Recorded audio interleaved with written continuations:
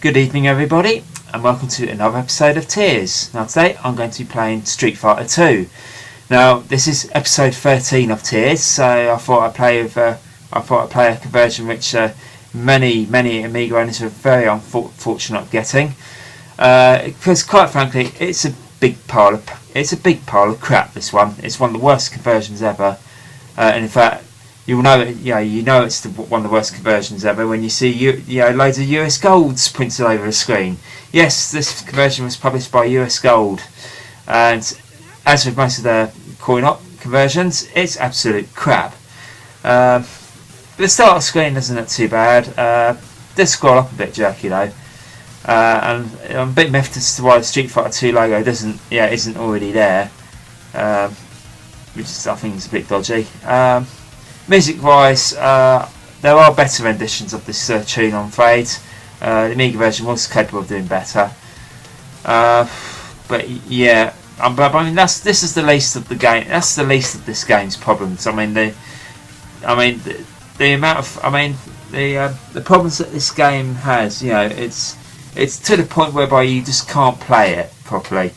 It's a really crap conversion, and this is one thing I don't like about this version. You have to go through all your options every time you start a new game. You've got to set your joystick, you've got to set your controls, you've got to choose whether you want the timer on or off. You've got to choose your difficulty level, and you have to do that before starting each and every game, which is pathetic because on all the other conversions I played, you don't have to do that. The option screen is optional. You can't just start a game on this one. You have to go through all your options. You're forced into it.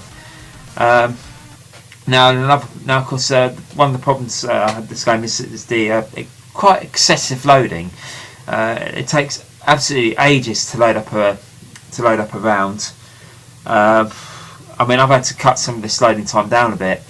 And in fact, the game did come on a very hefty 4 discs.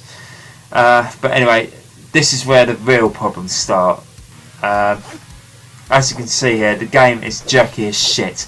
No joke, this is the actual game speed. It's not the video compression. It's the speed at which the actual game runs at. Oh my god. This is absolute shitty scrolling. I mean, on an Amiga, it's unacceptable. It has hardware capable of doing decent scrolling. So why they decided not to bother using why they've not bothered to make use of the scrolling hardware is beyond me. I think it might be to do with the fact that this is an T.E.A.R.S port, whereby for that version that everything had to be done on the processor. So they did that for the T.E.A.R.S, then copied it over to the Amiga, as with like 99% of all the other arcade conversions on the Amiga. Because both systems use the same processor.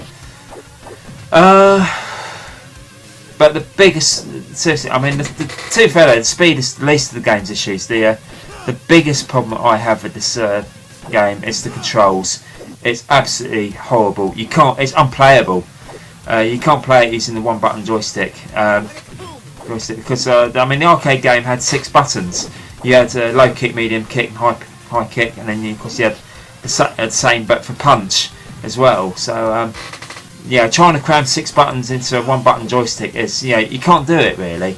The only way to do that is to not make the game for the joystick and do it for the keyboard. But no, they decided to make it decided to make the game exclusive, for one button joystick, which is, it's unplayable. You can't play it.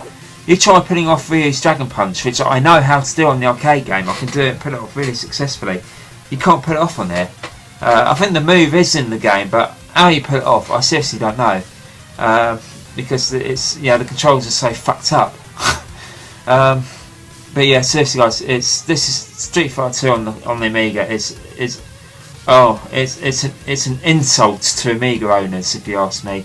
The Amiga version was capable of doing a conversion of the game that was at least half decent. One that was pretty much as good as the SNES port. But no, they gave us this piece of shit.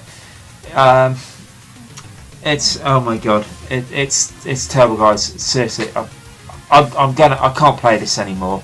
Really, it's absolutely shite. I'm going to give this conversion 1 out of 5. It's an absolute piss poor conversion of an arcade classic. Thank you very much for watching, and goodbye for now.